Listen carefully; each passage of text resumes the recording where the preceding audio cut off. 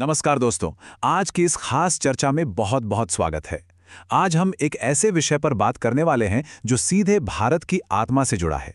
जब भी हम ग्रामीण विकास की बात करते हैं तो एक नाम सबसे ऊपर आता है, ग्राम पंचायत प्रधान। आज हम समझेंगे कि कैसे एक प्रधान जी सिर्फ कुर्सी पर बैठने वाले नेता नहीं होते, बल्कि पूरे गांव की उम्मीद, प्रगति और भविष्य के असली आर्किटेक्ट यानी वास्तुकार होते हैं। आज हम इन 4 मुख्य पहलुओं को कवर करेंगे। पहला, गांव के वास्तुकार के रूप में प्रधान की भूमिका। दूसरा, उनकी ताकत और सरकारी योजनाएं। तीसरा, नेतृत्व के 2 अलग अलग चेहरे। और चौथा, सबसे जरूरी, वोट की ताकत। तो चलिए शुरू करते हैं पहले हिस्से से, गांव का वास्तुकार। खेतों और कच्ची सड़कों से आगे की सच्चाई। गांव का नाम आते ही अक्सर हमें एक हरा भरा शांत माहौल याद आता है, लेकिन जमीनी प्रशासन की हकीकत इससे कहीं ज्यादा चुनौतीपूर्ण होती है। सोचिए, अगर गांव की कच्ची सड़क टूट जाए, नालियां जाम हो जाएं या अचानक बिजली पानी की दिक्कत आ जाए तो लोग किसके पास जाते हैं? जाहिर है, प्रधान जी के पास। ये गांव की उम्मीद का सबसे बड़ा स्तंभ होते हैं। बुनियादी सुविधाओं से लेकर नए मकान और पेंशन तक हर समस्या के समाधान की शुरुआत यहीं से होती है। यही वजह है कि ग्राम प्रधान सिर्फ एक गांव का नेता नहीं होता। असल में वो एक ऐसा सेवक है जिसे गांव के विकास की भारी जिम्मेदारी सौंपी गई है। पंचायती राज सिस्टम बनाया ही इसलिए गया था ताकि गांव वाले खुद अपने विकास की दिशा तय कर सकें, और इस पूरी व्यवस्था का सबसे अहम चेहरा यही ग्राम प्रधान होता है।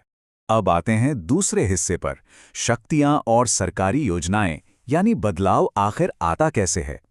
चलिए उस प्रशासनिक ताकत को समझते हैं जो गांव की प्रगति का असली इंजन है। 5 सिर्फ 5 साल का वक्त। ये 5 साल का कार्यकाल एक ऐसी खिड़की है जहां या तो पूरे गांव की तस्वीर और तकदीर संवर सकती है, या फिर कुछ कमियों की वजह से वही गांव कई साल पीछे छूट सकता है। तो ये लोकतंत्र जमीन पर काम कैसे करता है? इसका तरीका बड़ा सीधा है। प्रधान ग्राम सभा की मीटिंग बुलाते हैं, गांव की परेशानियों पर खुलकर चर्चा होती है और विकास के प्रस्ताव पास किए जाते हैं। हालांकि इसमें पंचायत सचिव और अधिकारियों की सहमति जरूरी होती है, लेकिन पहल हमेशा प्रधान को ही करनी पड़ती है। और जिम्मेदारियां देखिए, इनकी लिस्ट बहुत लंबी है। प्रधानमंत्री आवास योजना, शौचालय निर्माण, वृद्धावस्था पेंशन, राशन कार्ड, मनरेगा और किसान सम्मान निधि, ऐसी अनगिनत योजनाओं का पूरा भार इसी एक ऑफिस पर होता है। इन संसाधनों का फायदा सही और जरूरतमंद लोगों तक पहुंचाना सीधे तौर पर प्रधान की ही जिम्मेदारी होती है। इनमें सबसे जरूरी है मनरेगा का प्रबंधन। गांव में आखिर कौन सा काम होगा, मजदूर कहां लगाए जाएंगे, किस काम को पहले किया जाएगा, ये सब प्रधान तय करते हैं। इसका मतलब है कि जमीनी स्तर पर रोजगार और बुनियादी ढांचे के निर्माण का पूरा कंट्रोल उन्हीं के पास होता है, जो उन्हें सीधे गांव के प्रति जवाबदेह बनाता है। इसके अलावा प्रधान एक एडमिनिस्ट्रेटिव ब्रिज यानी एक प्रशासनिक पुल की तरह भी काम करते हैं। वो गांव की आवाज हैं। गांव की जो भी परेशानियां हैं उन्हें ब्लॉक, तहसील और जिला स्तर तक के बड़े अधिकारियों तक पहुंचाने का काम यही करते हैं, ताकि गांव का संपर्क ऊपर के प्रशासन से कभी न टूटे। लेकिन दोस्तों, यहां हमें अपने तीसरे हिस्से की तरफ मुड़ना होगा, नेतृत्व के 2 चेहरे। ये एक ऐसी दोहरी सच्चाई है जिसे निष्पक्ष होकर समझना बहुत जरूरी है, क्योंकि कुर्सी जितनी बड़ी ताकत देती है उतनी ही बड़ी जिम्मेदारी भी लाती है। यहां एक बिल्कुल सफेद और काली सच्चाई सामने आती है। एक तरफ वो ईमानदार प्रधान होता है जो दिन रात एक करके सड़कें पक्की करवाता है, गांव में रोशनी लाता है और गरीबों का सहारा बनता है।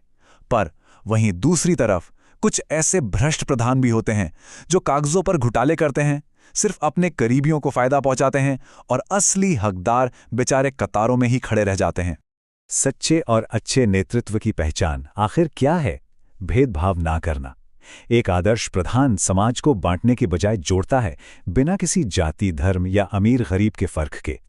वो बुजुर्गों का सम्मान सुनिश्चित करता है और महिलाओं की सुरक्षा, बच्चों की पढ़ाई तथा युवाओं के रोजगार को प्राथमिकता देता है। यही वो बातें हैं जो एक समुदाय को भीतर से मजबूत बनाती हैं। और बस यही चीज हमें हमारे चौथे और आखिरी हिस्से तक लाती है, वोट की ताकत और जागरूक नागरिक। जब हम नेताओं की खूबियां और खामियां समझ लेते हैं तो आखिर में सारी बात हम पर यानी जनता पर ही आकर रुकती है। आज एक बहुत ही अच्छा और सकारात्मक बदलाव देखने को मिल रहा है।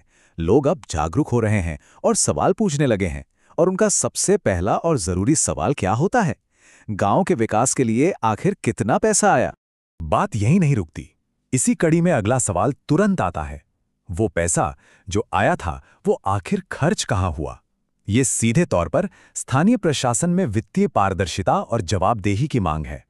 और तीसरा सबसे कड़ी आवाज वाला सवाल, कौन सा काम पूरा हुआ और कौन सा अधूरा पड़ा है? दोस्तों, प्रशासन से आंख मिलाकर ऐसे कड़े सवाल पूछना, यही तो एक जिंदा और चलते फिरते लोकतंत्र की सबसे बड़ी ताकत है।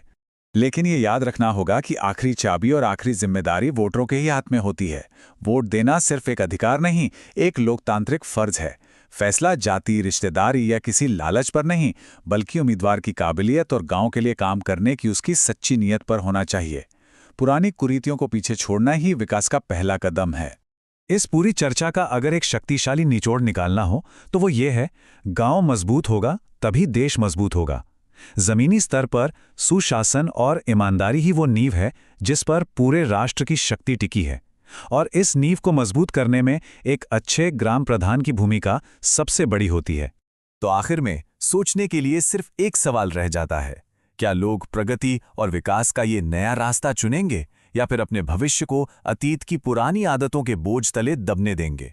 फैसले की ये ताकत बहुत बड़ी है और एक जागरूक समाज ही अपने विकास की सही दिशा तय कर सकता है।